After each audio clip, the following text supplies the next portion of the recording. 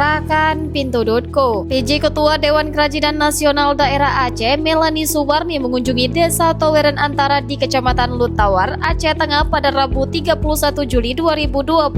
Kunjungan ini bertujuan untuk mengadakan pembinaan serta penilaian terhadap desa yang dijuluki sebagai Desa Kerajinan. Di Toweren, Melanie bertatap muka dengan para pengrajin yang sebagian besar adalah kaum ibu, memuji kegigihan para perempuan di sana dalam menghasilkan serbaneka produk kerajinan tangan berkualitas tinggi. Produk-produk yang dibikin para pengrajin Toweren meliputi sulam, cucu, anyaman, tikar, kotak tisu, kotak pensil, bingkai foto, hiasan dinding, dan lainnya. Dan konsistensi para perempuan pengrajin Toweren mampu berperan penting dalam melestarikan seni kerajinan tradisional. Melanie Suwarni menyampaikan apresiasi tinggi terhadap usaha para pengrajin dan memberikan motivasi untuk terus berkarya dan meningkatkan kualitas produk mereka.